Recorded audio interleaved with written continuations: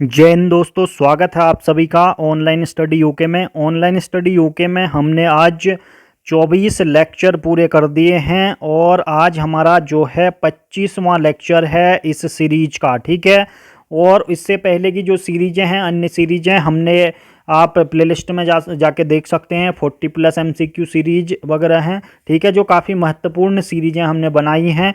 और इस सीरीज में जो अति महत्वपूर्ण सीरीज है, इसमें हमारे 25वां लेक्चर आज का है। ठीक है, तो आगे के लेक्चर अगर आपने नहीं देखे हैं, मिस हो गए हैं, तो आप देख सकते हैं उन्हें। ठीक है, तो ज़्यादा से ज़्यादा लाइक, शेयर और सब्सक्राइब जरूर करें अगर आप नए हैं तो चैनल में। ठीक है, और शेयर ज़्यादा से ज़्यादा कर दें। ठीक है, तो बने रहिए ऑनलाइन स्टडी यूके के साथ। ठीक है, उत्तराखंड वन दरोगा की स्पेशल क्लासें हैं ये, और हमारा प्रयास ये है कि हिंदी और इंग्लिश मीडियम में दोनों में आपको उपलब्ध हो सके क्लासें। ठीक है, तो ज़्यादा से ज़्यादा शेयर जरूर करें, सपोर्ट ज़्यादा से ज़्यादा कर दें, और हमारे टेलीग्राम चैनल को भी ज्वाइन कर सकते हैं ऑनलाइन स्टडी यूके में। ठीक है, तो उसमें आपको मटेरियल मिल सकते हैं, काफ़ी ऐसी टॉपिक मिल सकते हैं, ऐसे मटेरियल मिल सकता है उसमें, स्टडी मटेरियल काफ़ी महत्वपूर्ण मिल सकता है। ठीक है, तो आपका क्वेश्चन नंबर फर्स्ट आता है। अब बिना समय गवाए ही हम स्टार्ट करते हैं इस सीरीज का। ठीक है, हमारी 25 सीरीज है ये। इस सीरीज का पहला क्वेश्चन हमारा, मानव शरीर में पाचन का अधिकांश भाग किस अंग में संपन्न होता है? ठीक है, मानव शरीर में पाचन का अधिकांश भाग किस अंग में संपन्न होता है? In which part of the majority of digestion in human body is done by? ठीक है, तो डन कहाँ पे ज़्यादा जो डाइजेशन होता है ह्यूमन बॉडी में, वो सर्वाधिक कहाँ पे होता है? ठीक है, तो कहाँ पे होता है? पेनक्रियाज, बड़ी आंत, छोटी आंत और अमान्य। पेनक्रियाज हो गया, पेनक्रियाज, लार्ज इंटेस्टाइन हो गया, स्मॉल इंटेस्टाइन हो गया, और नन ऑफ दीज। ठीक है, तो इनमें से कोई नहीं। तो इसमें आपका आंसर क्या होगा? ठीक है, तो आपका आंसर होगा, आपका जो आंसर होगा, जो स्मॉल मतलब यानी कि छोटी आंत होती है। ठीक है, जो स्मॉल इंटेस्टाइन होती है। ठीक है, छोटी आंत इंटेस्टाइन होती है, छोटी आंत। ठीक है, तो छोटी आंत में सर्वाधिक पाचन यानी कि जो अधिकांश डाइजेशन होता है वो छोटी आंत में होता है। ठीक है, बात करें भोजन को, जो भोजन को पाचन, मनुष्य में जो भोजन का पाचन होता है वो मनुष्य के मुंह से प्रारंभ होता है। कहाँ से? मुंह से प्रारंभ होता है। क्वेश्चन ये भी बनता है कि मनुष्य का जो भोजन का पाचन का प्रारंभ कहाँ से स्टार्टिंग होता है? तो कहाँ से होता है? ये होता है माउथ, यानी कि मुंह से स्टार्ट होकर कहाँ? बड़ी आंत तक चलता है। ठीक है, कहाँ से? मुंह से प्रारंभ होता है और बड़ी आंत तक चलता है। ठीक है, और बात करें मानव शरीर में पाचन का अधिकांश भाग छोटी आंत में संपन्न होता है। ठीक है, किसमें होता है? छोटी आंत में संपन्न होता है, स्मॉल इंटेस्टाइन में होता है। और इसके अलावा जो बचा हुआ भोजन होता है, बचे हुए पदार्थों का अवशोषण भी मुख्यतया छोटी आंत में होता है। ठीक है, जो बिना अपच वाली चीज़ें होती हैं, जो बचा हुआ मटेरियल होता है, बचा हुआ भोजन होता है, जो चीज़ें अवशोषण नहीं हो पाती हैं, उनका भी कहाँ पे होता है? छोटी आंत में ही पाचन होता है। ठीक है, तो बात करें digestion of food start from the mouth in human and runs to the large intestine. ठीक है, तो बड़ी ग्रंथि में तक होता है, कहाँ से?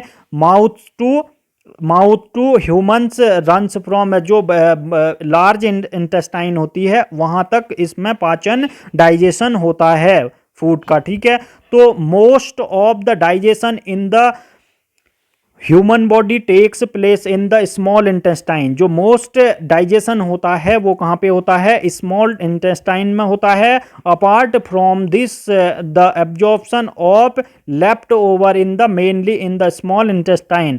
ठीक है, जो बचा हुआ भोजन होता है या बचा हुआ अवशोषण होता है, वहाँ पे छोटी आंत में इसका अवशोषण होता है। ठीक है, तो नेक्स्ट क्वेश्चन की बात करें, नेक्स्ट क्वेश्चन हमारा क्वेश्चन नंबर 2 है। क्वेश्चन नंबर 2 की बात करें तो लार निम्न में से किसके पाचन में सहयोग करती है?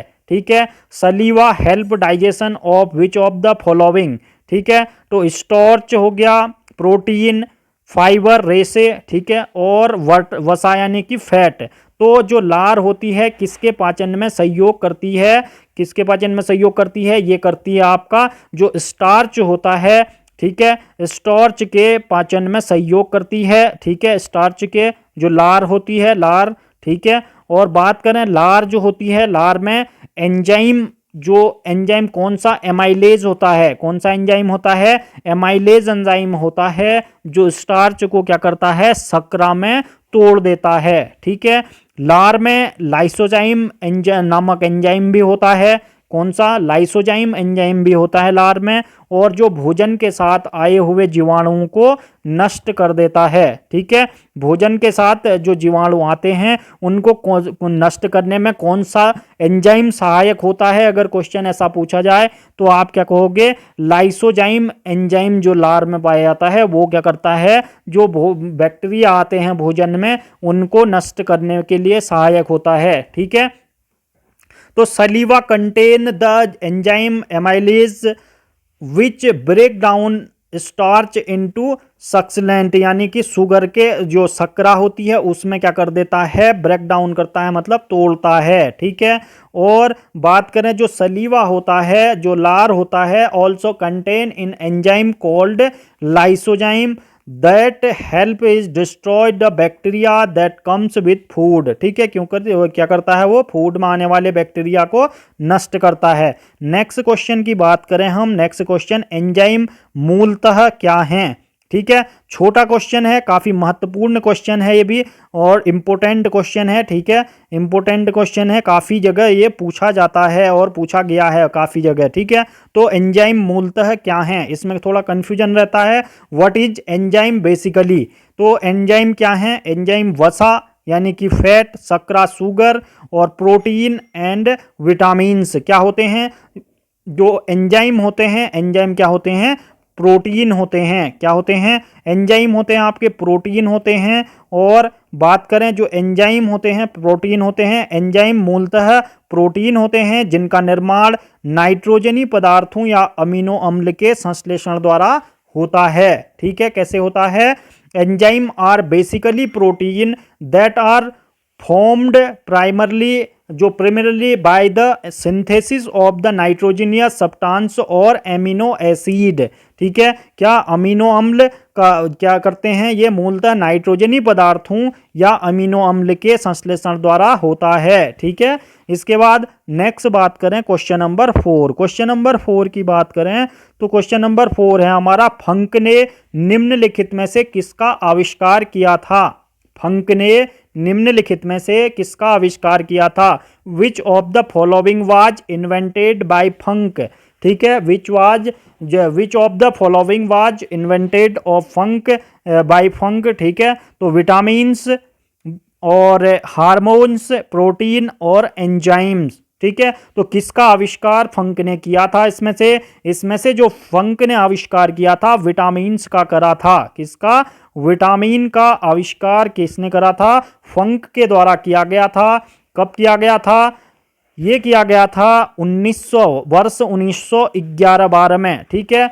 जो पोलिश वैज्ञानिक थे कैसिमिर फंक ने पहली बार क्या करा था, विटामिनों की अवधारणा का निरूपण किया था। कब किया था, 1911 एंड 12 में। और ये कहाँ के वैज्ञानिक थे, पोलिश वैज्ञानिक थे, और इनका पूरा नाम क्या था, कैसिमिर फंक था। और बात करें जो विटामिन शब्द का सर्वप्रथम प्रयोग भी किसने करा था, फंक ने ही करा था, किसने करा था, फंक के द्वारा ही विटामिन शब्द का सर्वप्रथम प्रयोग किया गया था, ठीक है। In the year of 1911-12 Polish scientist Casimir Funk formulated the concept of the vitamins for the first time, ठीक है। फंक was the first to use the word of vitamin, ठीक है। इसके बाद नेक्स्ट हो गया क्वेश्चन नंबर हमारा 5, क्वेश्चन नंबर 5 की बात करें, ठीक है। क्वेश्चन नंबर 5 है हमारा, भोजन के वर्ग में प्रति यूनिट कैलोरी की मात्रा सर्वाधिक निम्न में से किस में होती है, भोजन के वर्ग में प्रति यूनिट कैलोरी मात्रा सर्वाधिक निम्न में से किस में होती है, which of the following the highest amount of calories per unit in the food categories, कौन से फूड कैटेगरी में सर्वाधिक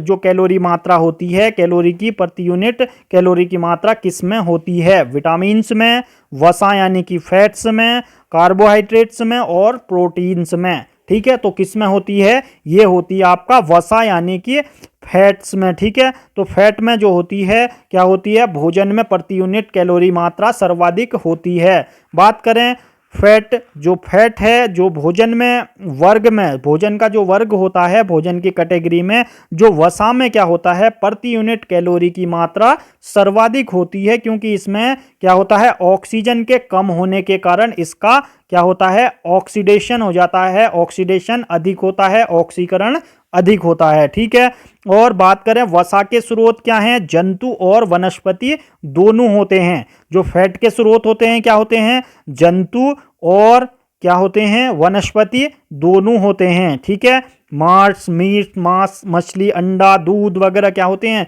ये सब फैट के स्रोत होते हैं। ठीक है, और बात करें fat is the highest per unit calorie in the food category because it is more oxidized due to less oxygen in it. ठीक है, द सोर्स ऑफ वसा जो फैट होता है, the source of fat is both animal and plant. ठीक है, तो दोनों इसके स्रोत होते हैं, एनिमल और प्लांट। ठीक है, इसके बाद नेक्स्ट क्वेश्चन हमारा क्वेश्चन नंबर 6। क्वेश्चन नंबर हमारा 6 है विटामिन्स क्या होते हैं? ठीक है, ये भी काफ़ी पूछा जाता है, इंपॉर्टेंट क्वेश्चन है, छोटा क्वेश्चन है। ठीक है, विटामिन्स क्या होते हैं जिनमें कंफ्यूजन होता है। ठीक है, तो विटामिन्स क्या होते हैं? कार्बनिक यौगिक, अकार्बनिक यौगिक, जीवित जीव, इनमें से कोई नहीं। What are vitamins? Organic compound यानी कि कार्बनिक यौगिक, इनऑर्गेनिक कंपाउंड्स अकार्बनिक यौगिक, लिविंग ऑर्गेनिज्म यानी कि जीवित जीव, नन ऑफ दीज, इनमें से कोई नहीं। ठीक है, तो जो विटामिन्स होते हैं, विटामिन्स क्या होते हैं? विटामिन आपके होते हैं ऑर्गेनिक कंपाउंड होते हैं, यानी कि कार्बनिक यौगिक होते हैं। ठीक है, ऑर्गेनिक कंपाउंड होते हैं। ऑर्गेनिक कंपाउंड क्या होते हैं? विटामिन्स होते हैं ऑर्गेनिक कंपाउंड। इसके बारे में बात करें, अब तक लगभग क्या हो चुके हैं? 20 प्रकार के विटामिन ज्ञात हो चुके हैं। Type of vitamins 20 type of vitamins यहाँ मिल चुके हैं। ठीक है, about 20 type of vitamins have been known so far. ठीक है, तो 20 प्रकार के विटामिन अभी तक मिल चुके हैं, और जिनकी दो प्रमुख श्रेणियां हैं क्या? जल में घुलनशील विटामिन और वसा में घुलनशील विटामिन। ठीक है, तो दो प्रकार के विटामिन होते हैं। वो टू मेन कैटेगरीज आर कौन सी होती है? एक तो वाटर सॉल्यूबल होता है, जल में घुलनशील, और एक फैट सॉल्यूबल यानी कि वसा में घुलनशील विटामिन। ठीक है, इसके बाद बात करें, नेक्स्ट हो गया क्वेश्चन नंबर है हमारा 7। क्वेश्चन नंबर 7, निम्नलिखित में से सर्वाधिक विटामिन सी किसमें पाया जाता है? ठीक है, तो विटामिन सी निम्नलिखित में से किसमें पाया जाता है? विटामिन सी मिर्च में सर्वाधिक, आलू में, मटर में और मूली में। किसमें पाया जाता है? Which of the following vitamin C is found in following vegetables? कौन सी सब्जी में विटामिन सी सर्वाधिक पाया जाता है? तो कौन सी में पाया जाता है? चिली, पोटैटो, मटर हो गया, और आपका मूली, रेडिश। ठीक है, तो किस में पाया जाता है? ये पाया जाता है मिर्च में पाया जाता है। ठीक है, मिर्च में विटामिन सी की मात्रा सर्वाधिक पाई जाती है। ठीक है, बात करें, नेक्स्ट हो गया क्वेश्चन नंबर आपका 8। क्वेश्चन नंबर 8 की बात करें तो क्वेश्चन नंबर 8 है, सेब का हृदय रोगियों के लिए विशेष महत्व होता है। ठीक है, जो हार्ट पेशेंट होते हैं उनके लिए काफ़ी विशेष महत्व होता है सेब का, एप्पल होता है जो, और यह निम्न में से किसके बड़े स्रोत होते हैं? ठीक है, तो सेब इनमें से किसका सबसे बड़ा स्रोत है? Apple has special importance for heart patient, which of the following are the major source of it? ठीक है, तो किसके सोर्सेज होते हैं ये? सोडियम और पोटेशियम के, ठीक है, फास्फोरस और मैग्नीशियम के, पोटेशियम और फास्फोरस के, केवल पोटेशियम के।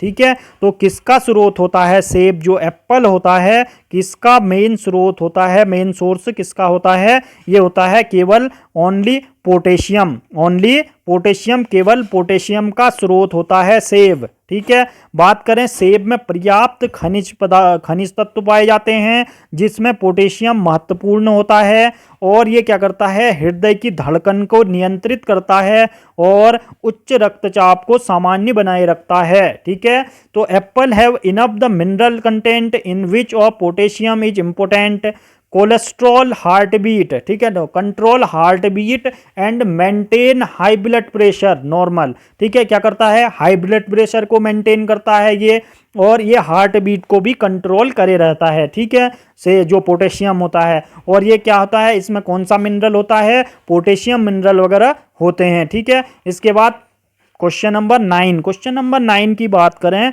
तो क्वेश्चन नंबर 9 है हमारा, निम्नलिखित में से विटामिनों, ठीक है, जो निम्नलिखित विटामिनों में से कौन सा शरीर में भंडारित नहीं होता है। ठीक है, तो शरीर में कौन सा विटामिन भंडारित नहीं होता है, vitamin A, vitamin B, vitamin C and vitamin D. Which of the following vitamins is not stored in body, तो बॉडी में कौन सा विटामिन स्टोर नहीं किया जा सकता है, कौन सा नहीं किया जा सकता, विटामिन सी। आपका विटामिन सी स्टोर नहीं करा जा सकता है। अब ये क्यों नहीं किया जा सकता है, इसकी बात सुनिए। विटामिन सी क्या है, जल में विलय होता है। ठीक है, क्या होता है, विटामिन सी मर्ज विद जो सॉल्यूबल किसमें, वाटर सॉल्यूबल होता है विटामिन सी। विटामिन सी क्या होता है, वाटर सॉल्यूबल होता है, इसीलिए क्या है, बॉडी में स्टोर नहीं किया जा सकता है, क्योंकि यह क्या करता है, शीघ्र ही मूत्र के साथ उत्सर्जित हो जाता है तथा हमारे शरीर में संचित नहीं रह सकता है। क्या, it is soon accepted with the urine, can not the accumulated in our body. ठीक है, तो ये यूरिन के साथ बह जाता है और इसे हम स्टोर नहीं कर सकते हैं विटामिन सी को। ठीक है, तो इसके बाद नेक्स्ट हो गया क्वेश्चन नंबर 10। ठीक है, तो लाइक शेयर सब्सक्राइब जरूर कर दें और ज़्यादा से ज़्यादा शेयर करते रहें। ठीक है, सपोर्ट ज़्यादा से ज़्यादा करते रहें। ठीक है, तो आइए बात करते हैं क्वेश्चन नंबर 10 की। क्वेश्चन नंबर 10, निम्नलिखित में से किस विटामिन की कमी से खून का थक्का धीरे बनने की बीमारी होती है। ठीक है, तो निम्नलिखित में से किस विटामिन की कमी से खून का थक्का धीरे बनने की बीमारी होती है, vitamin C, vitamin D, vitamin E, vitamin K. ठीक है, तो deficiency of which of the following vitamins causes the disease of the blood clot to form slowly. ठीक है, vitamin C, vitamin D, vitamin E, vitamin K. तो किसका है, ये है आपका विटामिन के। ठीक है, विटामिन के जो होता है, इससे क्या होता है, रक्त का थक्का जो होता है, रक्त का थक्का, जो खून का थक्का धीरे धीरे बनने की बीमारी होती है। और विटामिन के इज कॉल्ड एंटी हार्मोजेनिक सब्सटेंस होता है। क्या होता है, विटामिन के क्या होता है, रुधिर स्राव रोधी पदार्थ होता है। क्या होता है, रुधिर स्राव रोधी पदार्थ होता है।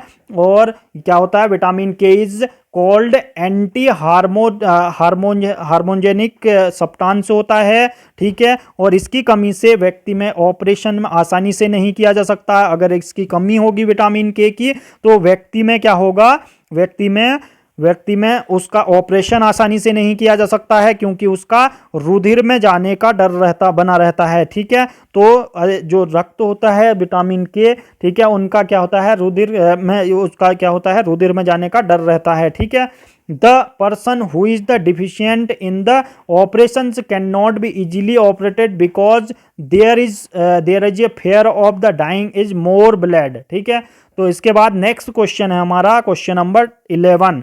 क्वेश्चन नंबर 11 की बात करें तो निम्नलिखित में से किस का निर्माण हमारे शरीर में, ठीक है, हमारे शरीर में नहीं होता है। किसका निर्माण हमारे शरीर में नहीं होता है, विटामिन ए, प्रोटीन, एंजाइम और हार्मोन्स।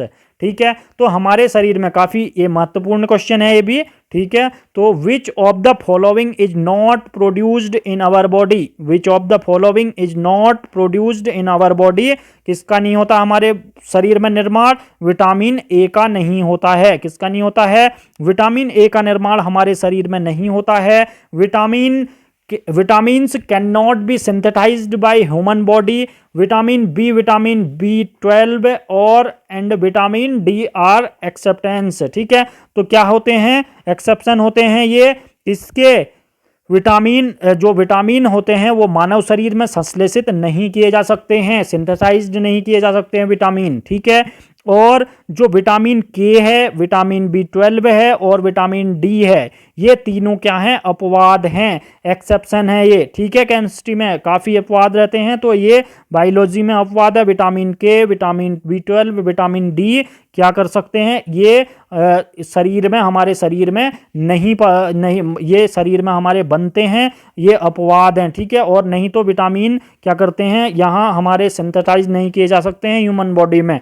इसके बाद क्वेश्चन नंबर 12 की बात करें तो क्वेश्चन नंबर 12 है हमारा, निम्नलिखित में से किस विटामिन को कोबाल्ट होता है, ठीक है। तो किस विटामिन में कोबाल्ट होता है, which of the following vitamins contain cobalt, which of the following vitamins contain cobalt, vitamin B7, vitamin B7, ठीक है, vitamin B7, vitamin B2, vitamin B12, vitamin B6। तो किस में होता है, विटामिन B12 में क्या होता है, कोबाल्ट कंटेन होता है, ठीक है। विटामिन B12 में क्या होता है, विटामिन B12 में आपका क्या कंटेन रहता है, कोबाल्ट कंटेन रहता है, कोबाल्ट होता है, ठीक है।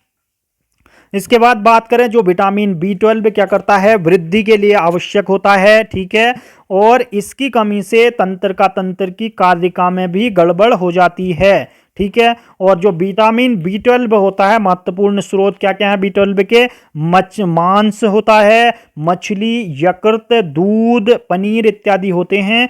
आंत के जीवाणु भी इसका संश्लेषण करते हैं, ठीक है। तो vitamin B12 is essential for the growth and lack of its causes distributions in the functioning of the nervous system, ठीक है। तो नर्वस सिस्टम में क्या करता है, तंत्र की कार्यका में भी गड़बड़ करता है नर्वस सिस्टम में, और क्या करता है, ये ग्रोथ के लिए काफ़ी आवश्यक होता है, ठीक है, विटामिन B12। और बात करें इंपोर्टेंस सोर्सेस ऑफ विटामिन, तो विटामिन B12 का जो इंपोर्टेंट सोर्सेज हैं वो क्या है, मीट है, आपका फिश है, लीवर है और मिल्क है, चीजेज हैं, ठीक है। द इनसे एसेंशियल बैक्टीरियाज आल्सो सिंथेटाइज्ड इट, ठीक है। तो ये क्या करता है, आंत के जीवाणु का भी इसका संश्लेषण करते हैं, ठीक है। इसके बाद नेक्स्ट हो गया क्वेश्चन नंबर 13। क्वेश्चन नंबर 13 की बात करें तो निम्न में से किस फल में लौह प्रचुर मात्रा में पाया जाता है, किस फल में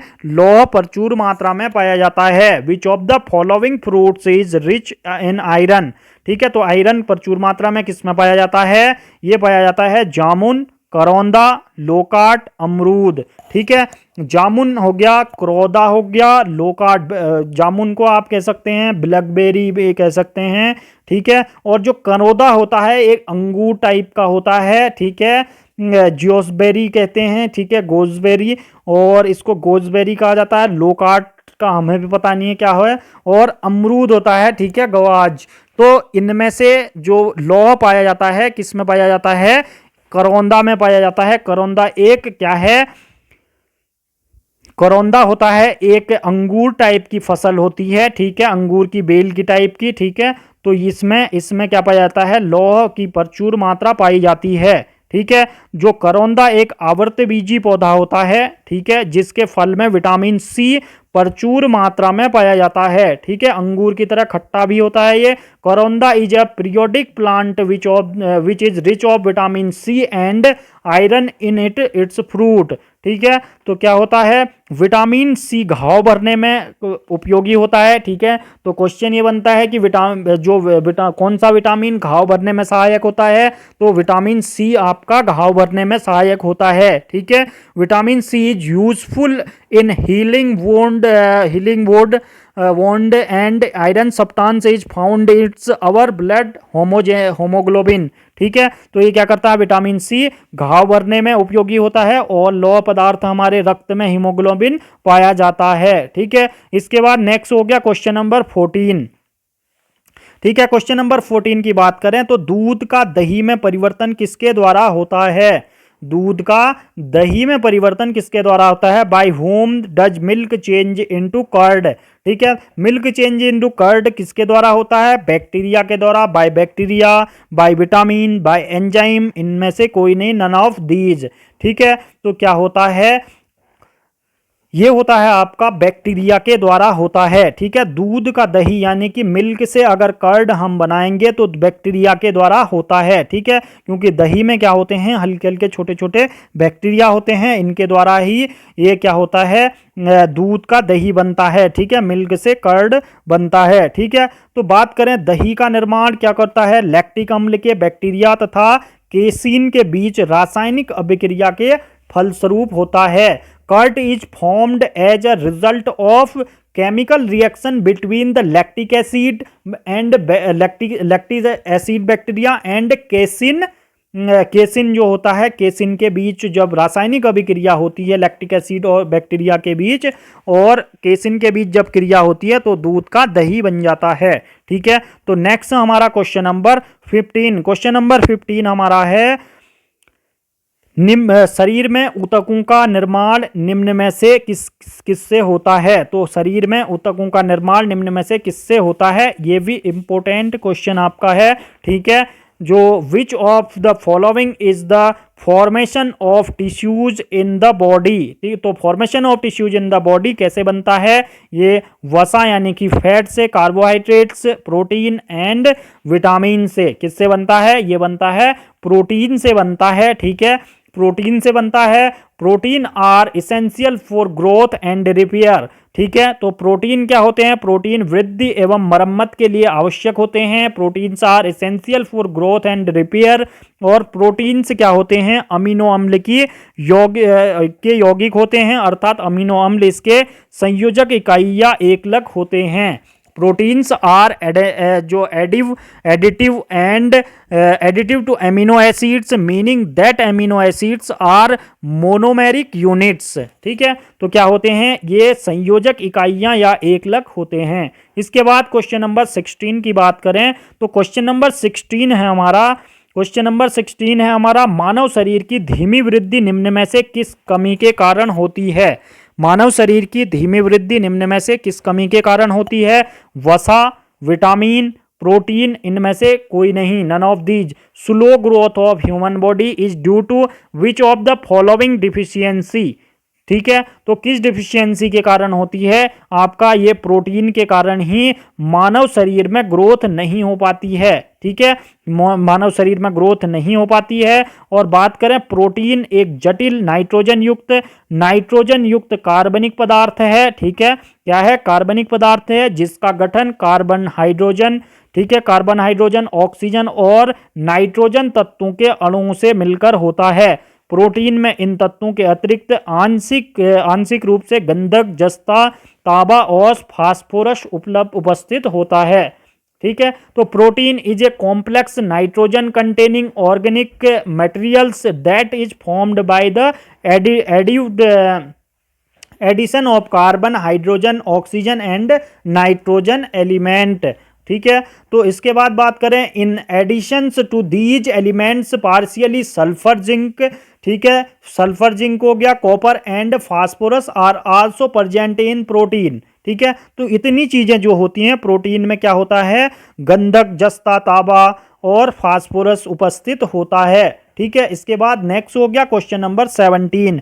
क्वेश्चन नंबर 17 की बात करें तो क्वेश्चन नंबर 17 है, निम्नलिखित में से कौन सा तत्व एक अम्लीय ऑक्साइड बनाता है। अम्लीय ऑक्साइड बनाता है, निम्नलिखित में से कौन सा तत्व एक अम्लीय ऑक्साइड बनाता है। Which of the following element forms and the acidic oxide. Acidic oxide निम्न में से कौन सा बनाता है, तो ये हो गया आपका मैग्नीशियम, सोडियम, सल्फर, हीलियम। ठीक है, तो जो मैग्नीशियम ऑक्साइड बनाता है, निम्नलिखित में से कौन सा तत्व अम्लीय ऑक्साइड बनाता है। अम्लीय एसिडिक ऑक्साइड कौन सा बनाता है, ये बनाता है हीलियम। ठीक है, कौन सा तत्व बनाता है, हीलियम बनाता है। और बात करें, जो हीलियम होता है एक रासायनिक तत्व है और जो प्राय गैसीय अवस्था में रहता है, एक रासायनिक तत्व है। Helium is a chemical element that often remain in such as state. It is the colourless, odourless और टेस्टलेस होता है, ये पॉइजनलेस होता है। ठीक है, क्या क्या होता है, जो हीलियम होता है एक गैसीय अवस्था में रहने वाला पदार्थ है। ठीक है, और एक रासायनिक पदार्थ है। ये क्या होता है, ये गंधहीन होता है, रंगहीन होता है, स्वादहीन टेस्टलेस होता है, स्वादहीन विषहीन होता है यानी कि पॉइजनलेस होता है ये, ठीक है। और इसका जो परमाणु क्रमांक है कितना है, the atomic number of heliums is 2, ठीक है। एटॉमिक नंबर जो परमाणु क्रमांक होता है हीलियम का 2 होता है। और बात करें सभी तत्वों में इसका क्वथनांक और गलनांक सबसे कम होता है। सभी तत्वों में इसका जो मेल्टिंग पॉइंट और बॉइलिंग पॉइंट क्या होते हैं, it has the lowest boiling point and melting point among the all the element, ठीक है। Lowest boiling and melting point होता है इसका, ठीक है, हीलियम का। इसके बाद नेक्स्ट हो गया क्वेश्चन नंबर 18। क्वेश्चन नंबर 18 की बात करें, क्वेश्चन नंबर 18 है मेंडलीव के समय में कितने तत्व ज्ञात थे। मेंडलीव के समय में, मेंडलीव थे हमारे एक साइंटिस्ट, ठीक है, जिन्होंने अपनी मेंडलीव की आवर्त सारणी दी थी। तो मेंडलीव के समय में कितने कितने तत्व ज्ञात थे, कितने थे, 63, 77, 56 और 48, ठीक है। How many element were the known as the time of Mendeleev.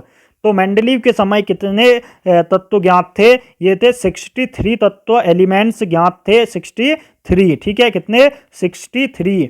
इसके बाद बात करें कि जो सबसे पहले जो था, सबसे पहले रूसी रसायन शास्त्री मेंडलीव ने 1869 में 1869 में कितने में 1869 में आवर्त नियम प्रस्तुत किया था और तत्वों को एक सारणी के रूप में प्रस्तुत किया था, व्यवस्थित रूप से इन्होंने मेंडलीव ने दिया, ठीक है। The first Russian chemist Mendeleev introduced the periodic law in 1869 and presented the element as a table, ठीक है, एज अ टेबल प्रस्तुत किया था इन्होंने। और इनके अनुसार क्या है, इनके मेंडलीव के अनुसार क्या था, तत्वों के भौतिक और रासायनिक गुण उनके परमाणु भारों के आवर्ती फलन होते हैं। यानी कि according to Mendeleev to this the physical and chemical properties of element and are their atomic weights के, ठीक है, क्या होते हैं, उनके आवर्ती फलन होते हैं। इसके बाद क्वेश्चन नंबर 19 की बात करें तो क्वेश्चन नंबर 19 है हमारा, क्वेश्चन नंबर 19 है ऊष्मा विकिरणों की गति होती है, ऊष्मा विकिरणों की गति होती है ध्वनि के बराबर, equal to lights. What is the speed of heat radiation, what is the speed of heat radiation, ऊष्मा विकिरणों की गति होती है तो ध्वनि के बराबर। इंपॉर्टेंट क्वेश्चन है ये भी, ठीक है, ध्वनि के बराबर यानी कि साउंड इक्वल टू साउंड, प्रकाश के बराबर इक्वल टू लाइट, पराश्रव्य तरंगों के बराबर, ठीक है, अल्ट्रासोनिक वेव्स के इक्वल टू अल्ट्रासोनिक वेव, और नन ऑफ दीज, ठीक है। तो इनमें से क्या है, तो ये है आपका जो प्रकाश के बराबर होती है ऊष्मा विकिरणों की गति, ऊष्मा विकिरणों की गति इक्वल टू लाइट, ठीक है, क्या होता है, इक्वल टू लाइट के बराबर होती है, ठीक है। ऊष्मा विकिरणों की गति क्या होती है, प्रकाश के बराबर होती है।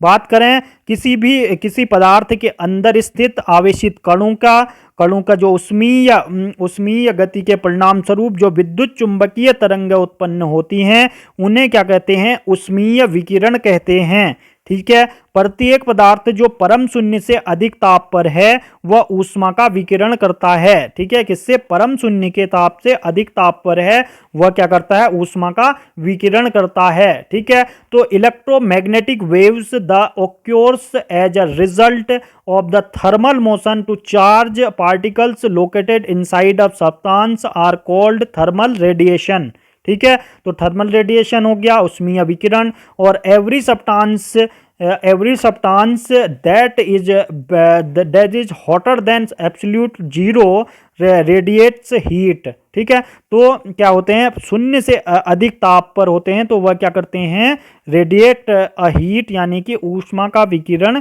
करते हैं, ठीक है। क्वेश्चन नंबर 20 की बात करें तो क्वेश्चन नंबर 20 है जब कोई तरंग, ठीक है, जब कोई तरंग किसी दर्पण में परावर्तित होती है तो जो परिवर्तन आता है आयाम में, आवृत्ति में, तरंगदैर्घ्य में, वेग में, किसमें, change occurs when a wave is reflected through a mirror, ठीक है, इन डायमेंशन, फ्रीक्वेंसी और तरंगदैर्घ्य हो गया आपका, ठीक है, वेव्स में, वेवलेंथ होगी और वेग में, वेलोसिटी में। ठीक है, तो जब कोई दर्पण चेंज जो occur when the wave reflected through a mirror, तो जब कोई तरंग किसी दर्पण में परावर्तित होकर क्या करती है, परिवर्तन आता है, तो उसमें क्या होता है उसके, ये भी महत्वपूर्ण क्वेश्चन है, ये भी काफी जगह पूछा जा चुका है। ठीक है, तो ये इसके क्या, इन डायमेंशन में, इसके आयाम में चेंज होता है। ठीक है, इसके आयाम में चेंज होता है। ठीक है, द एम्पलीट्यूड, ठीक है, बात करें तरंग दैर्ध्य के आयाम में परिवर्तन होता है। ठीक है, और इसकी आवृत्ति, तरंग दैर्ध्य व वेग में कोई बदलाव नहीं होता है। The amplitude of the wave changes but there is no changes in its frequency, wave patterns and velocity. ठीक है, और बात करें जब किरण किसी चिकने और चमकदार पृष्ठ पर पड़ती है, तो पृष्ठ जो किरण होती है उसका अधिकांश भाग वापस लौट जाता है, और उसी को क्या बोल देते हैं हम, परावर्तन बोल देते हैं, रिफ्लेक्शन बोल देते हैं। When the beam falls on the smooth and bright surface, most of the beams return in the it is called reflection। ठीक है, तो इसे हम क्या बोल देते हैं, रिफ्लेक्शन बोल देंगे। ठीक है, इसके बाद नेक्स्ट हो गया क्वेश्चन नंबर 21। क्वेश्चन नंबर 21 की बात करें तो जड़त्व आघूर्ण व कोणीय त्वरण, ठीक है, जड़त्व आघूर्ण और कोणीय त्वरण का गुणनफल होता है। ठीक है, जड़त्व आघूर्ण और inertia of the product of moment and angular acceleration. ठीक है, तो मोमेंट और एंगुलर एक्सेलरेशन का जो प्रोडक्ट होता है, गुणनफल होता है, वो मोमेंट ऑफ इनर्शिया एंड कोणीय त्वरण यानी कि एंगुलर एक्सेलरेशन का जो गुणनफल प्रोडक्ट होता है, उसको हम क्या कहते हैं, बल, ये फोर्स हो गया, कार्य वर्क, टॉर्क और कोणीय संवेग। ठीक है, तो क्या होता है ये होता है फोर्स मोमेंट। क्या होता है, फोर्स मोमेंट होता है। ठीक है, बल। इसके बाद बात करें जो फोर्स मोमेंट यानी कि टॉर्क, जो फोर्स मोमेंट किसे बोलते हैं, टॉर्क यानी कि बल आघूर्ण। ठीक है, क्या होता है, बल आघूर्ण होता है, ये किसका, जड़त्व आघूर्ण और कोणीय त्वरण के गुणनफल को क्या कहते हैं, बलाघूर्ण कहते हैं, यानी कि टॉर्क भी कहा जाता है इसे। किसी बल द्वारा किसी वस्तु के किसी अक्ष के परितः घूमने की प्रवृत्ति, जो टेंडेंसी होती है, वो क्या कहलाती है, बलाघूर्ण, टॉर्क मोमेंट या मोमेंट ऑफ फोर्स कहलाती है। क्या कहलाती है, मोमेंट ऑफ फोर्स कहलाती है। कोणीय वेग में परिवर्तन की दर को कोणीय त्वरण कहते हैं। ठीक है, the tendency of an object to rotate an object around the axis is called force moment, यानी कि मोमेंट ऑफ फोर्स यानी कि टॉर्क मोमेंट भी कहते हैं।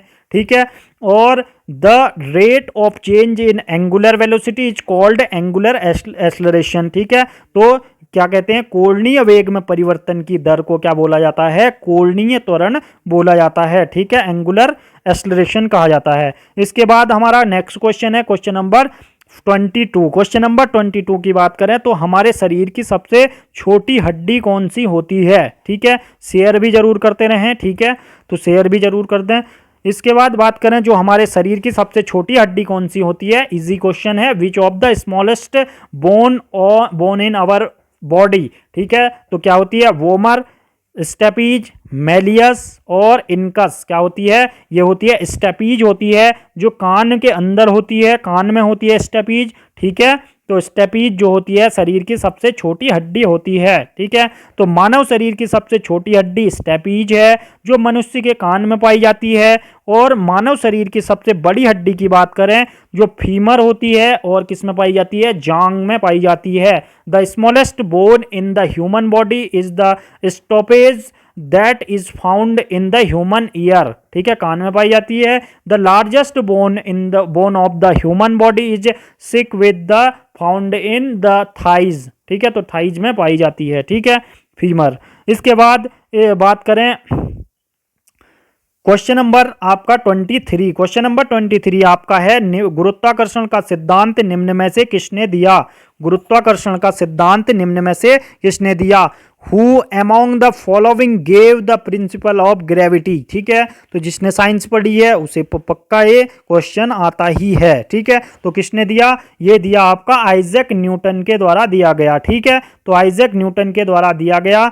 तो न्यूटन बात करें, गुरुत्वाकर्षण पदार्थ द्वारा एक दूसरे की ओर आकृष्ट होने की प्रवृत्ति होती है, यानी कि पृथ्वी के द्वारा कोई वस्तु अपने द्वारा खींची जाती है तो उसे हम क्या बोल देते हैं, गुरुत्वाकर्षण बोल देते हैं। और सर आइजैक न्यूटन ने क्या करा था, गति के 3 नियम दिए थे जिसमें गुरुत्वाकर्षण के सिद्धांत का प्रतिपादन किया था। ठीक है, तो gravitational matter has a tendency to be attract toward each other, यानी कि अर्थ अगर अट्रैक्ट करेगी तो टूवर्ड ईच अदर। ठीक है, और बात करें सर आइजैक न्यूटन से the 3 laws of motion and the theory of gravitational. ठीक है, तो थ्योरी ऑफ ग्रेविटेशनल दी थी और 3 लॉ ऑफ मोशन के, गति के 3 नियम दिए थे इन्होंने। ठीक है, तो इसके बाद नेक्स्ट हो गया क्वेश्चन नंबर 24 की बात करें तो निम्नलिखित में से कौन सा तत्व सबसे अधिक विद्युतीय होगा, कौन सा तत्व सबसे अधिक विद्युतीय होगा। ठीक है, कौन सा होगा, 287। ठीक है, जिसकी ठीक है, तो क्या होगा, 284, 285, 287, 286। ठीक है, तो कौन सा होगा, ये आपका होगा 287। क्या होगा, कौन सा तत्व होगा, विद्युत सबसे अधिक विद्युतीय तत्व होगा। ठीक है, सबसे अधिक विद्युतीय तत्व होगा। ठीक है, इसके बाद बात करें, जो एक चालक में विद्युत का चालन इलेक्ट्रॉन अथवा आयनों के मूवमेंट के कारण होता है, और धातुओं में विद्युत का चालन इलेक्ट्रॉन की गति के द्वारा, इलेक्ट्रोलाइट में विद्युत का चालन आयनों के गति के कारण होता है। ठीक है, the conduction of electricity in a conductor is caused by the movement of electrons और आयन।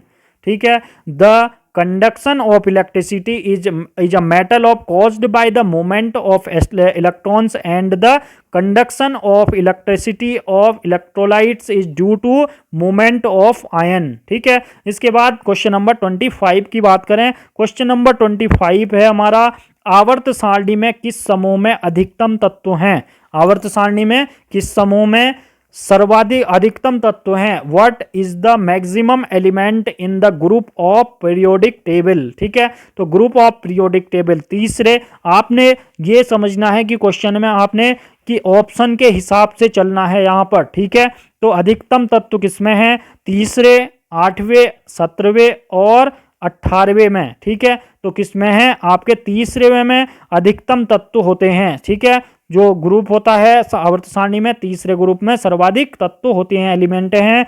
और बात करें आधुनिक आवर्त सारणी में 18 खड़े स्तंभ होते हैं जिन्हें समूह कहा जाता है। ठीक है, ये समूह है, ग्रुप से हैं। ठीक है, 18 ग्रुप से हैं और 7 क्षैतिज पंक्तियां होती हैं। ठीक है, क्षैतिज पंक्तियां होती हैं जिन्हें आवर्त कहते हैं। ठीक है, और बात करें किसी भी समूह के सभी तत्वों की संयोजकता इलेक्ट्रॉनों की संख्या समान होती है।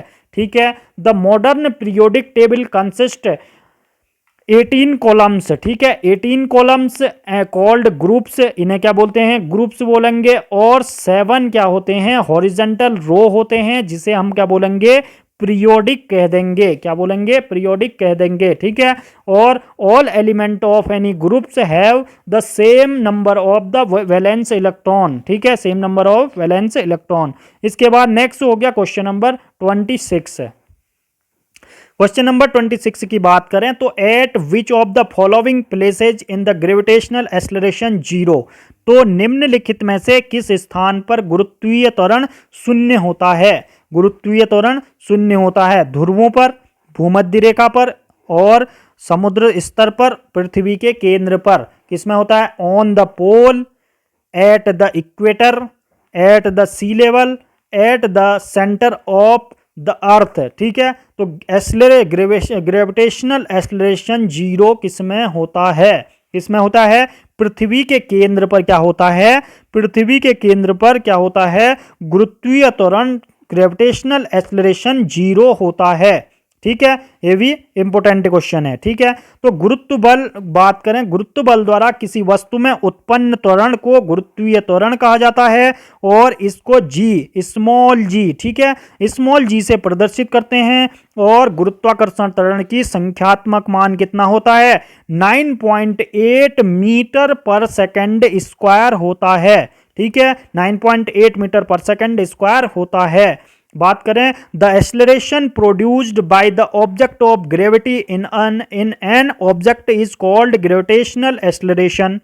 ठीक है, तो इसके बाद नेक्स्ट हो गया, इसे डिनोटेट करते हैं स्मॉल जी से, और इसका जो संख्यात्मक नंबर मान होता है, ठीक है, न्यूमेरिकल वैल्यू होती है गुरुत्वाकर्षण की जी की, तो स्मॉल जी की 9.8 मीटर पर सेकंड स्क्वायर होती है। ठीक है, तो क्वेश्चन नंबर 27, क्वेश्चन नंबर 27 की बात करें तो क्वेश्चन नंबर 27 है हमारा, निम्नलिखित में से कौन सा तत्व एक मूल ऑक्साइड देता है? कौन सा तत्व एक मूल ऑक्साइड देता है? ठीक है, which of the following element gives a basic oxide? मूल ऑक्साइड देता है फास्फोरस, कैल्शियम, कार्बन, सल्फर। ठीक है, तो कौन सा देता है मूल ऑक्साइड? कौन सा देता है? ये देता है आपका कैल्शियम। ठीक है, कौन सा देता है? कैल्शियम देता है। और बात करें जो कैल्शियम होता है, ठीक है, तो कैल्शियम होता है, कैल्शियम एक रासायनिक तत्व है, यह आवर्त सारणी में द्वितीय या मुख्य समूह का धातु तत्व है। यह क्या करता है? क्षारीय मृदा धातु है। क्या है? क्षारीय मृदा धातु। Calcium is a chemical element, it is the metallic element of the second main group of the periodic table. It is an alkali soil metal, soil metal होता है, एल्काइली सॉइल मेटल होता है कैल्शियम। ठीक है, इसके बाद हमारा क्वेश्चन नंबर 28, क्वेश्चन नंबर 28 की बात करें तो क्वेश्चन नंबर 28 है हमारा, निम्नलिखित में से कौन एक गैर धातु और तरल भी है? गैर धातु और तरल भी है, यानी कि ऑर्गन, ब्रोमीन, कार्बन और क्लोरीन।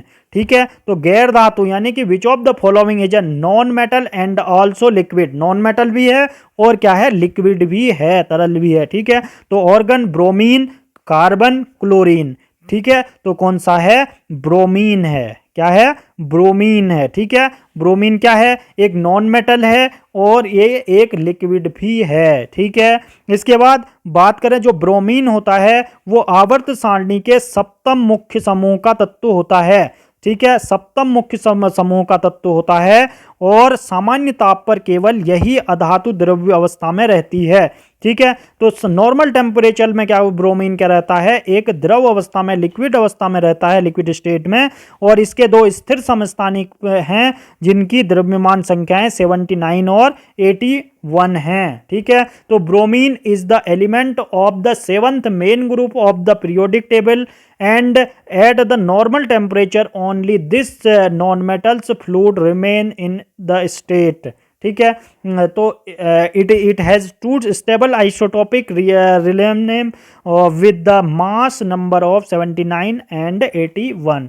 इसके बाद हमारा नेक्स्ट क्वेश्चन है क्वेश्चन नंबर 29। क्वेश्चन नंबर 29 की बात करें तो क्वेश्चन नंबर हमारा 29 है, निम्नलिखित में से कौन सा तत्व आसानी से हवा में जल सकता है? ठीक है, तो आसानी से हवा में जल सकता है। Which of the following elements can easily burn in air? ठीक है, तो which of the following element can easily burn in air? तो एयर में कौन सा, हवा में आसानी से कौन सा तत्व जल सकता है? एल्युमिनियम, तांबा यानी कॉपर, सल्फर एंड मैग्नीशियम। ठीक है, तो कौन सा तत्व होता है ये? मैग्नीशियम जो होता है वो क्या होता है? हवा में आसानी से जल सकता है, बर्न इन फायर। ठीक है, इसके बाद बात करें जो मैग्नीशियम हल्का तत्व होने के कारण होने पर काफ़ी मजबूत होता है और इस कारण ही इसे मिश्र धातुओं और अंतरिक्ष उद्योग के लिए क्या करते हैं? उपयोग में लाया जाता है। मैग्नीशियम हरी पत्तेदार सब्जियों में भी पाया जाता है। Magnesium is a quit strong even when it is a light element. For this reasons it is the considered useful the mixed metal. Metal में क्या करने के लिए? मिक्स करने के लिए यूज होता है और स्पेस इंडस्ट्री में इसका यूज काफ़ी किया जाता है मैग्नीशियम का। ठीक है, तो magnesium is found in green leaf vegetable. जो हरी पत्तियां वाली सब्जियां होती है ग्रीन लीफ वेजिटेबल, उनमें भी मैग्नीशियम काफ़ी पाया जाता है। ठीक है, सर्वाधिक पालक वगैरह में भी काफ़ी पाया जाता है। ठीक है, तो इसके बाद नेक्स्ट हो गया क्वेश्चन नंबर 30। क्वेश्चन नंबर 30 है हमारा। क्वेश्चन नंबर 30, निम्नलिखित में से कौन से समूह में एक ही परिवार का सदस्य है? ठीक है, तो कौन सा समूह एक ही परिवार का सदस्य है? Which of the following groups are member of the following same family? Same family के सदस्य कौन से हैं? NAMGCA, LINAK, OFCI और NONP। ठीक है, तो नाइट्रोजन, ऑक्सीजन, नाइट्रोजन, फास्फोरस। ठीक है, ऑक्सीजन, फास्फोरस और आपका क्लोरीन हो गया। तो कौन से हैं आपके? ये हैं लिथियम हो गया, सोडियम हो गया और पोटेशियम। क्या हैं? ये आपके एक ही ग्रुप के तत्व हैं, एक ही फैमिली के सदस्य हैं। ठीक है, इसके बाद बात करें, यह क्या है? आवर्त सारणी के प्रथम मुख्य समूह के तत्व हैं लिथियम, लिथियम और सोडियम और पोटेशियम। लिथियम, सोडियम, पोटेशियम क्या है? ये सभी धातुओं के जल से अभिक्रिया कर हाइड्रोजन गैस मुक्त करते हैं। क्या करते हैं? हाइड्रोजन गैस को मुक्त करते हैं। ठीक है, it is the element of the first main group of the periodic table. ठीक है, इसके बाद ये क्या करते हैं? हाइड्रोजन को फ्री करते हैं। इसके बाद नेक्स्ट हो गया क्वेश्चन नंबर 31। क्वेश्चन नंबर 31 है, निम्नलिखित में से किसमें सोना घुलनशील है? ठीक है, तो सोना किसमें घुलनशील है? The gold is soluble in which of the following? ठीक है, तो किसमें होता है? हाइड्रोक्लोरिक अम्ल, hydrochloric acid, sodium hydroxide, nitric acid और अम्लराज। ठीक है, तो किसमें होता है? सोना घुलनशील होता है अम्लराज में। किसमें होता है? अम्लराज में होता है। और बात करें सांद्र नाइट्रिक जो होता है, सांद्र नाइट्रिक अम्ल और हाइड्रोक्लोरिक अम्ल ताजा मिश्रण ही क्या होता है? अम्लराज होता है। अम्लराज क्या क्या क्या होता है अगर पूछा जाता है तो? अम्लराज मिश्रण किसका मिश्रण है? तो सांद्र नाइट्रिक अम्ल और हाइड्रोक्लोरिक अम्ल का मिश्रण ही क्या है? अम्लराज होता है। ठीक है, और इसे अम्लराज या एक्वारेजिया नाम से भी जाना जाता है, इसीलिए क्योंकि यह क्या करता है? स्वर्ण और प्लेटिनम आदि का नोबेल धातुओं को भी गला देता है। क्या करता है? ये नोबेल धातुओं को भी इसमें गला देता है अपने में। ठीक है, तो जो एसिडिक के जो एक्वारेजिया है is the fresh mixture of the concentrated nitric acid and hydrochloric acid का मिक्सचर होता है। It was given the name of Amalraj aqua regia because it is also throated the gold and platinum it's Nobel metal. ठीक है, तो इनको क्या कर देता है? गला देता है। ठीक है, इसके बाद नेक्स्ट हो गया क्वेश्चन नंबर 32। क्वेश्चन नंबर 32 है, निम्नलिखित में से कौन सा तत्व मुक्त अवस्था में पाया जाता है? ठीक है, तो मुक्त अवस्था में पाया जाता है फास्फोरस, सिलिकॉन, सल्फर, तांबा यानी कि कॉपर। ठीक है, तो which of the following elements is found in free state? Free state में आपका कौन सा पाया जाता है? क्या पाया जाता है? सल्फर जो होता है, सल्फर आपका फ्री स्टेट में पाया जाता है। ये हल्का पीले रंग का होता है सल्फर। ठीक है, तो ये क्या है? सल्फर यानी कि गंधक, हल्के पीले रंग का होता है, इसे गंधक भी बोलते हैं सल्फर यानी कि। ठीक है, और ये क्या होता है? स्वाद रहित होता है, गंध रहित ठोस पदार्थ है। Sulphur is a light yellow tasteless and odourless solid substance होता है, स्वाद रहित होता है।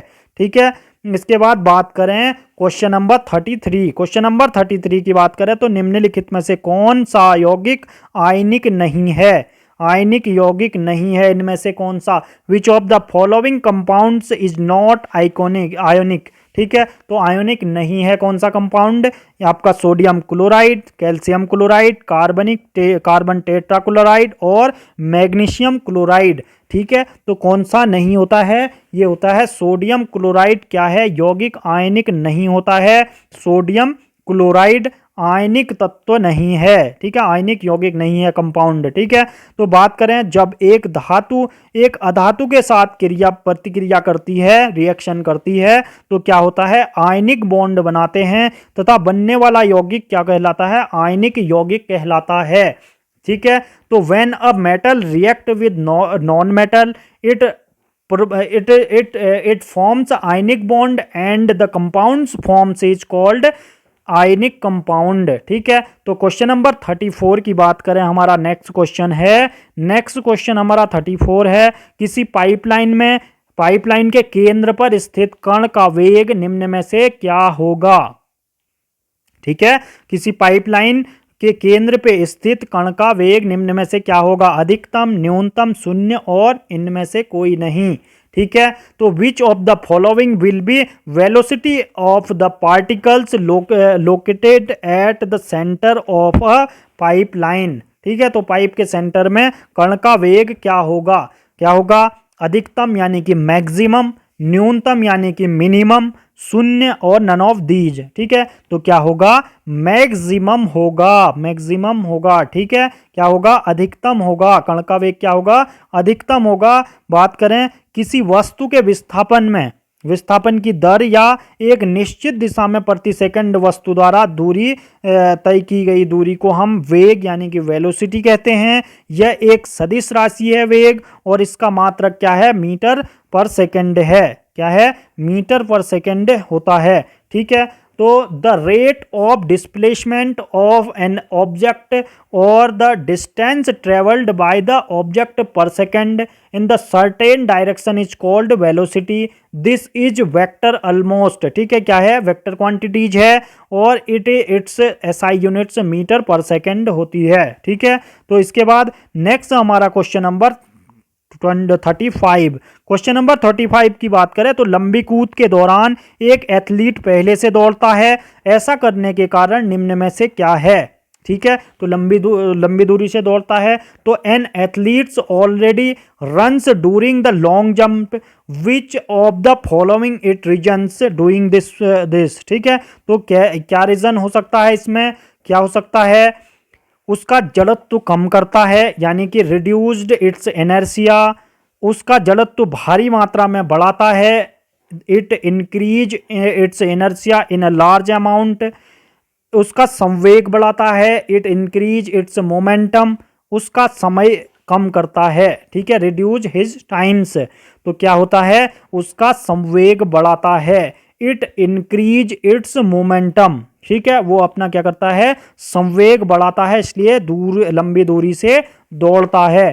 किसी वस्तु का वह गुण जो उसकी गति अवस्था में किसी भी प्रकार के परिवर्तन का विरोध करता है, जड़त्व यानी कि इनर्शिया कहलाता है। ठीक है, किसी वस्तु के द्रव्यमान व वेग के गुणनफल को हम संवेग कहते हैं, मोमेंटम कहते हैं, और संवेग क्या है, एक सदिश राशि है, वेक्टर क्वांटिटी है संवेग। ठीक है, और बात करें the property of an object that oppose any changes in it state of motion is called inertia.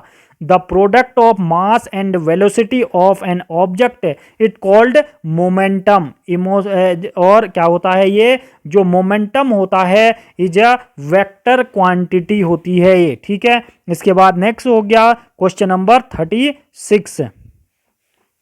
Question number 36 की बात करें, हम लोग सूर्य में वास्तविक सूर्योदय से पहले क्या देखते हैं, सूर्य अस्त के बाद देखने पर क्या होता है, इसका कारण क्या है। ठीक है, तो क्या होता है, हम लोग जब सूर्य को वास्तविक सूर्योदय से पहले तथा सूर्यास्त के बाद देख सकते हैं तो इसका निम्नलिखित कारण होता है।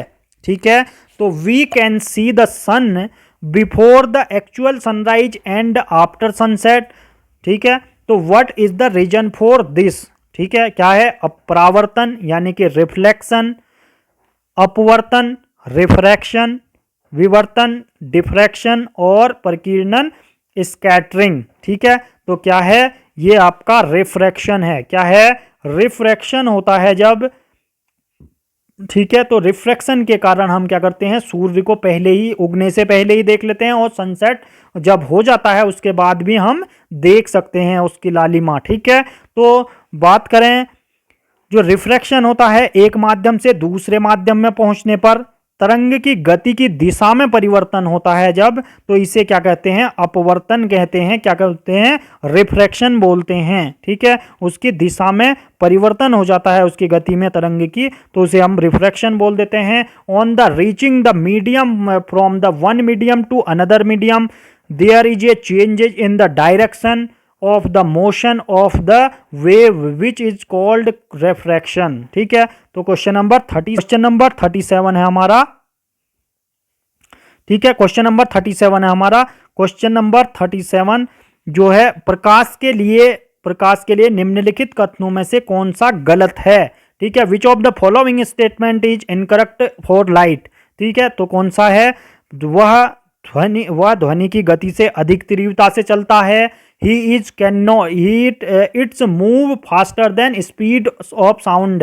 He can not pass through the vacuum.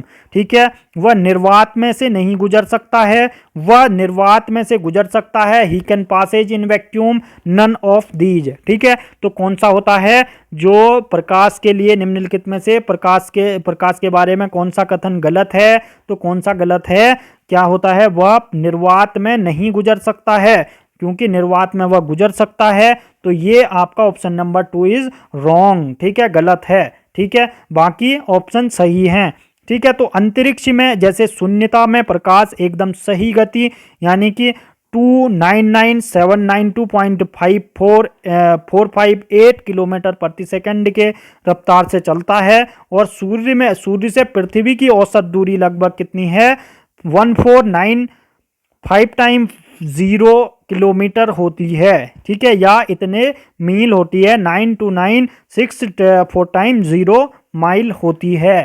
ठीक है, तो बात करें, their perfect speed of the lights in space like vacuum is 299,792.458 kilometre per second. ठीक है, तो इसके बाद नेक्स्ट हो गया क्वेश्चन नंबर 38। ठीक है, तो क्वेश्चन नंबर 38 की बात करें तो एक अवतल दर्पण की वक्रता केंद्र से होकर जाने वाली किरण के लिए आपतित कोण क्या होगा। इंपोर्टेंट क्वेश्चन है, याद रखिए। ठीक है, तो एक अवतल दर्पण की वक्रता केंद्र से होकर जाने वाली किरण के लिए आपतित कोण का मान क्या होगा। ठीक है, तो what will B incident angle for the beam passing through the centre of the curvature of a concave mirror. ठीक है, तो क्या होगा, ये होगा 90 डिग्री, 180 डिग्री, 60 डिग्री और 0 डिग्री। ठीक है, तो क्या होगा आपका 0 डिग्री होगा। ठीक है, क्या होगा 0 डिग्री होगा। जब बात करें अवतल दर्पण द्वारा क्या होता है, बनाई गई छवि ऑब्जेक्ट मूल आकार से बड़ा दिखता है। क्या होता है, जब अवतल दर्पण के द्वारा क्या होता है, कॉनकेव मिरर से अपने कोई हम तस्वीर देखते हैं, ऑब्जेक्ट देखते हैं, तो क्या होता है, मूल आकार से बड़ा आकार दिखाई देता है। और गोलीय दर्पण को, जिसे खोखले गोले का कटा हुआ भाग माना जाता है, उस खोखले गोले के केंद्र को वक्रता केंद्र कहा जाता है, जिसे सी द्वारा दर्शाया जाता है। ठीक है, the centre of the yellow spheres is the considered to be the centre of curvature of the hollow. ठीक है, hollow sphere of the which is spherical mirror is considered a truncated part, it is the denoted by C. ठीक है, तो question number 39। ठीक है, next question हमारा है question number 39। पानी और कांच का अपवर्तनांक क्रमशः 4/3 और 3/2 है, तो कांच के सापेक्ष पानी का अपवर्तनांक क्या होगा। ठीक है, तो पानी का अपवर्तनांक क्या होगा, the refractive index of water and glass is 4/3 and 3/2 respectively. What will be the refractive index of water relative to glass. ठीक है, तो क्या होगा, ठीक है, क्या होगा 8/5, 8/9, 9/8 और 0.5।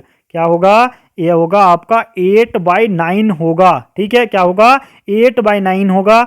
तो कांच में क्या होता है, कांच में प्रकाश की चाल क्या होती है, कांच में प्रकाश की चाल निर्वात में प्रकाश की चाल की अपेक्षा 1.5 गुना हो जाती है।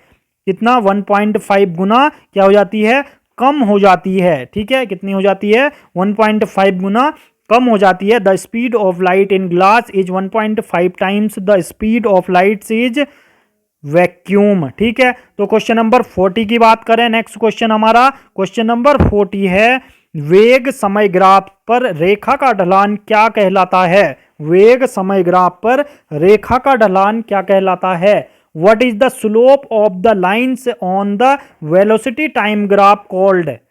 ठीक है, तो क्या होता है, दूरी डिस्टेंस, वेग हो गया, ठीक है, संवेग हो गया मोमेंटम, त्वरण हो गया एक्सेलरेशन, और बल हो गया आपका फोर्स। ठीक है, तो क्या कहलाता है, वेग, जो वेग होता है और समय ग्राफ पर जो रेखा का ढलान होता है, लाइन का जो लाइन ग्राफ होता है, तो वो क्या होता है, क्या होता है आपका, ये होता है त्वरण, यानी कि एक्सेलरेशन होता है। क्या होता है, एक्सेलरेशन होता है। ठीक है, एक्सेलरेशन होता है किसी वस्तु के वेग में परिवर्तन की दर को क्या कहते हैं, त्वरण कहते हैं, यानी कि एक्सेलरेशन कहते हैं। Acceleration is the rate of the change in velocity of an object.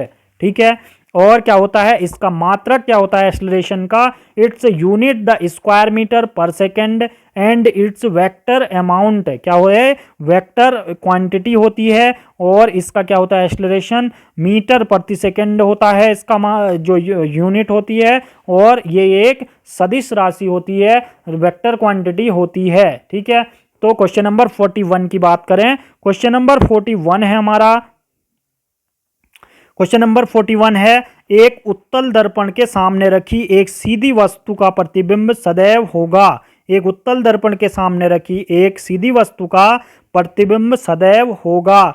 The reflection of a straight object placed in front of a convex mirror will always there. ठीक है, तो क्या होगा, इमेजिनरी अपराइट एंड लार्जर, यानी कि काल्पनिक सीधा और वस्तु से बड़ा, imaginary upright and larger than the object. ठीक है, और इमेजिनरी अपराइट यानी कि काल्पनिक सीधा और वस्तु से ऑब्जेक्ट से क्या होगा, स्मॉल। ठीक है, वास्तविक सीधा और वस्तु से बड़ा, actual upright and larger than object, real estate and smaller than object. ठीक है, तो क्या होगा, वास्तविक सीधा और वस्तु से छोटा। ठीक है, तो क्या होगा, ये imaginary upright and smaller than the object, smaller than the object, काल्पनिक सीधा और वस्तु से छोटा होगा। जब क्या होगा, एक उत्तल दर्पण के सामने रखी वस्तु, सीधी वस्तु पर प्रतिबिंब सदैव होगा क्या, काल्पनिक सीधा और वस्तु से छोटा। बात करें, जो उत्तल दर्पण वैसा दर्पण है जिसका परावर्तक सतह के बाहर की तरफ उभरा रहता है, उसे क्या कहते हैं, उत्तल दर्पण कहते हैं। ठीक है, तो concave mirror, convex mirrors, mirrors whose reflective surface is facing outward is called a concave mirrors, convex mirrors, convex mirrors. ठीक है, ठीक है, तो कॉनकेव मिरर क्या होगा, जो बाहर की तरफ उभरा रहता है, और कॉन्वेक्स की बात करें, कॉनकेव की बात करें, तो कॉनकेव मिरर क्या होगा, अंदर की तरफ दबा होगा। ठीक है, सेंटर में।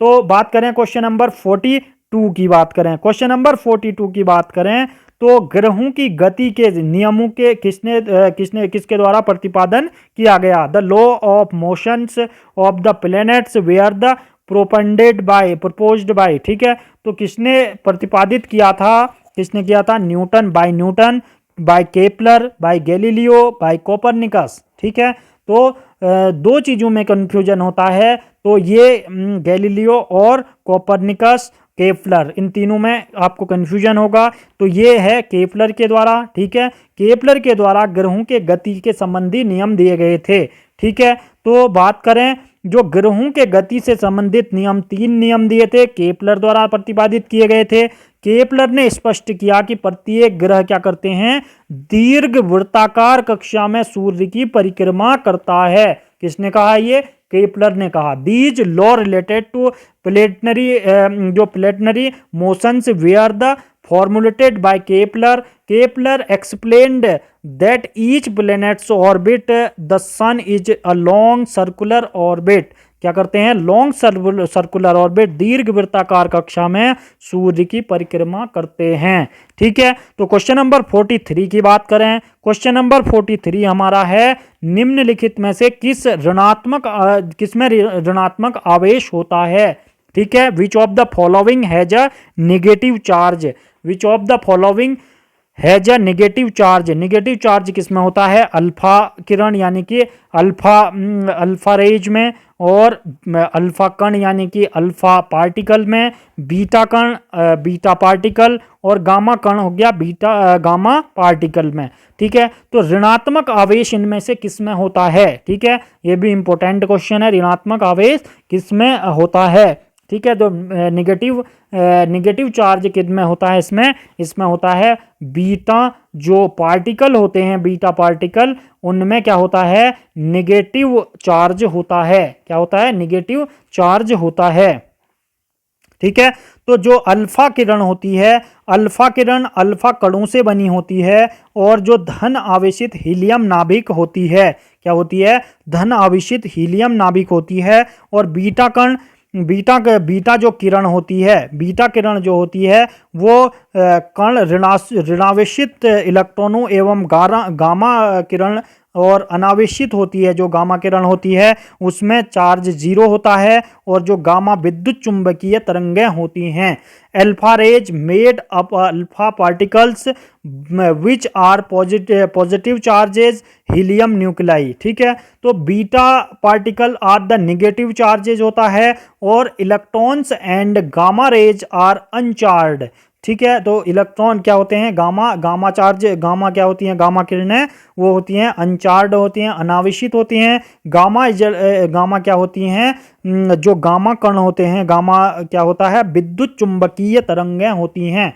गामा किरणें क्या होती हैं? विद्युत चुंबकीय तरंगें होती हैं, इलेक्ट्रोमैग्नेटिक वेव होती हैं गामा किरणें। ठीक है, इसके बाद नेक्स्ट हो गया क्वेश्चन नंबर 44। क्वेश्चन नंबर 44 की बात करें तो प्लास्टर ऑफ पेरिस का रासायनिक रूप निम्न में से कौन सा है? पीओपी का।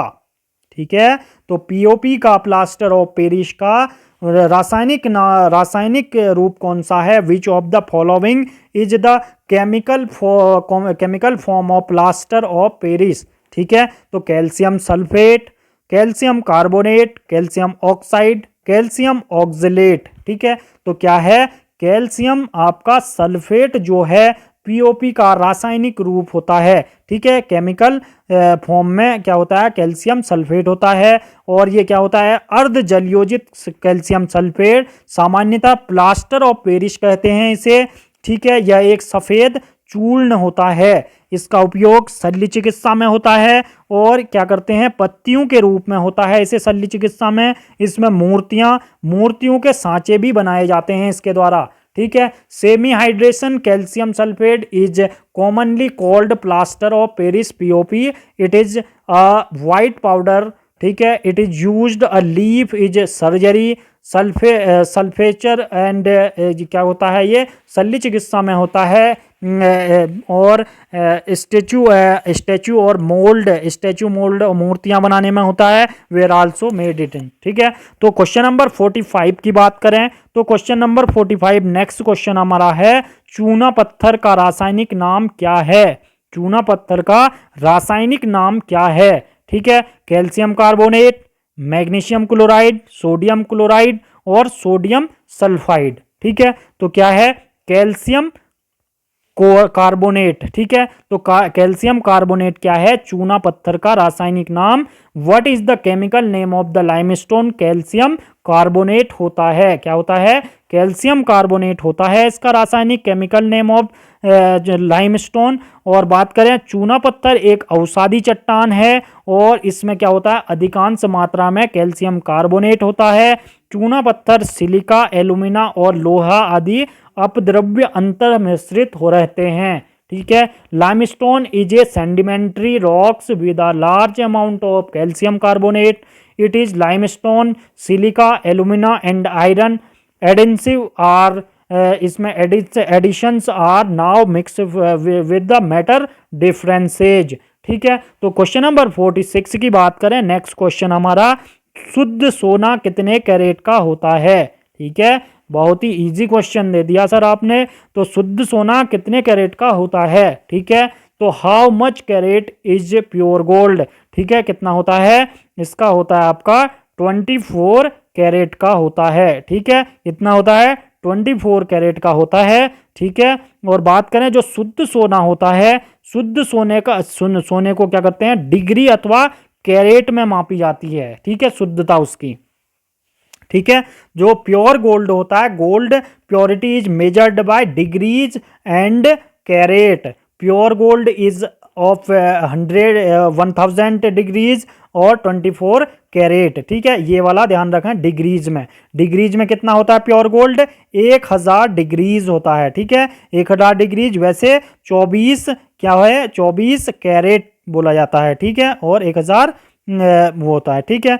और इसके बाद साधारण आभूषण बनाने में क्या होता है, 10 से 22 कैरेट का सोना अच्छा माना जाता है, जो आसानी से बन जाता है, ठीक है। तो generally gold from 10 to 22 carat is considered good for making jewellery. तो मेकिंग ज्वेलरी मेकिंग के लिए 10 से 22। और बात करें डिग्री में प्योर गोल्ड की, तो डिग्री 1000 होती है, ठीक है।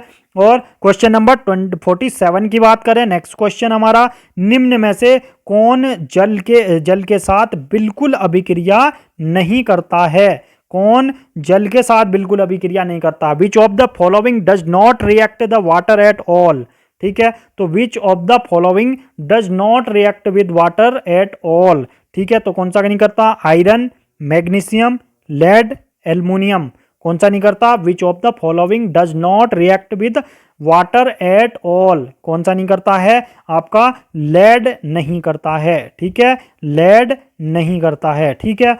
बात करें क्यों नहीं करता है, तो धातुएं जैसे क्या होती हैं, धातुएं जैसे lead, copper, silver, gold, platinum जल या जलवाष्प से बिल्कुल अभिक्रिया नहीं करती हैं। यही कारण है कि अधिकांश आभूषण क्या करते हैं, गोल्ड धातु के बनाए जाते हैं, और इनसे मतलब जो वाटर के साथ ये रिएक्शन नहीं करते हैं, और अगर वाटर के साथ रिएक्शन नहीं करेंगे तो ये खराब वगैरह नहीं होंगे, ठीक है। तो इसी के कारण क्या करते हैं, ये इनके जो गोल्ड के अधिकांश चीज़ें बनाई जाती हैं, ठीक है, और महंगी चीज़ें भी रहती हैं, ठीक है।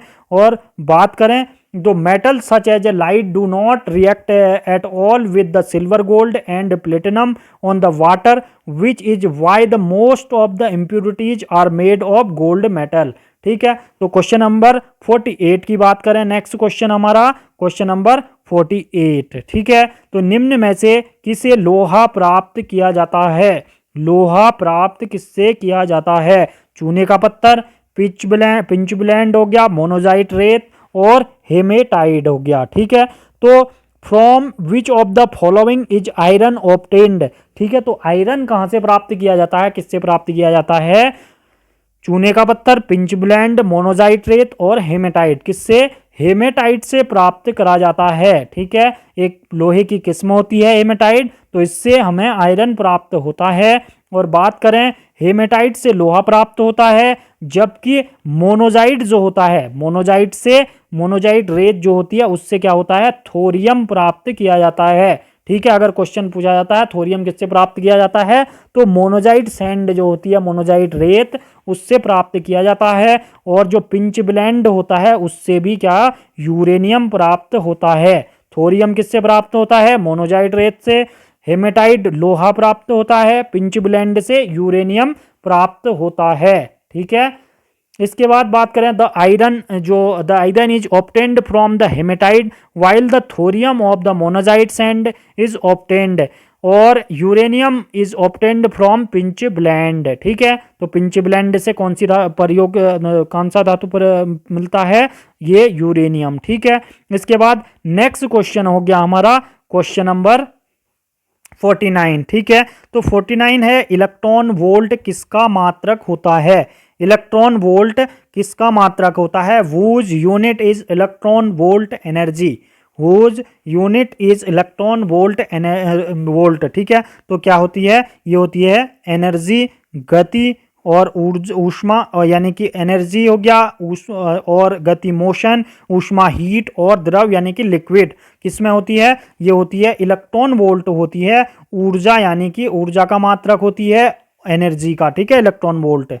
बात करें जो आज का हमारा क्वेश्चन ऑफ द डे हमने आज रखा है, तो इसका आंसर आप कमेंट बॉक्स में दें, ठीक है, कमेंट बॉक्स में हमें बताएं। और रॉकेट की गति पर कौन सा संरक्षण सिद्धांत लागू होता है, रॉकेट की गति पर कौन सा संरक्षण सिद्धांत लागू होता है? Which conservation principle applies to rocket speed. ठीक है, तो कन्वर्जेशंस ऑफ जो रॉकेट होता है उसमें कौन सा सिद्धांत लागू होता है? संवेग संरक्षण, वेग संरक्षण, गति का संरक्षण, अभिकेंद्र। ठीक है, तो बताएं आप जरूर इसको कमेंट बॉक्स में, और लेक्चर कैसा लगा जरूर बताएं, और ज़्यादा से ज़्यादा सपोर्ट करें और शेयर जरूर ज़्यादा से ज़्यादा कर दें, ऐड ज़्यादा से ज़्यादा करें हमारे में ग्रुप में। ठीक है, और ज्वाइन करें हमारे टेलीग्राम ग्रुप को, और ज़्यादा से ज़्यादा उसमें मटेरियल है आप उससे फ़ायदा लें। ठीक है, बिल्कुल आपके फ़ायदे के लिए ही सब कुछ है। ठीक है, और ज़्यादा से ज़्यादा शेयर करें और लाइक शेयर सब्सक्राइब जरूर कर दें। ठीक है, और कमेंट में ज़रूर बताएं कि भाई क्लास में कैसा लग रहा है। ठीक है, और ज़्यादा से ज़्यादा सपोर्ट भी करें। ठीक है, शेयर कर दें उसको वीडियो लेक्चर को। ठीक है, अन्य वीडियो लेक्चर को भी देख सकते हैं, उनमें भी काफ़ी फ़ायदेमंद चीज़ें हैं। ठीक है, और ज़्यादा से ज़्यादा शेयर सपोर्ट जरूर करें। ठीक है, तो इसी के साथ नेक्स्ट लेक्चर में मिलते हैं आपके साथ। ठीक है, और ज़्यादा से ज़्यादा पढ़ाई करें और इसको बनाए रखें। ठीक है, बहुत जल्द ही एग्ज़ाम होगा, जब भी होगा। ठीक है, अपनी तैयारी को बिल्कुल चरम सीमा पे पहुंचाइए और ज़्यादा से ज़्यादा पढ़िए। ठीक है, तो कवर करिए इसको। ठीक है, और ज़्यादा से ज़्यादा प्रैक्टिस बेसिस पढ़िए। ठीक है, ज़्यादा से ज़्यादा प्रैक्टिस बेसिस पढ़िए। ठीक है, प्रैक्टिस करिए, कहीं से भी करिए, प्रैक्टिस करिए। ठीक है, क्वेश्चनों की। ठीक है, तो जय हिंद, जय उत्तराखंड। मिलते हैं नेक्स्ट लेक्चर के साथ, और शेयर ज़रूर कर दें वीडियो को। धन्यवाद। जय हिंद, जय उत्तराखंड।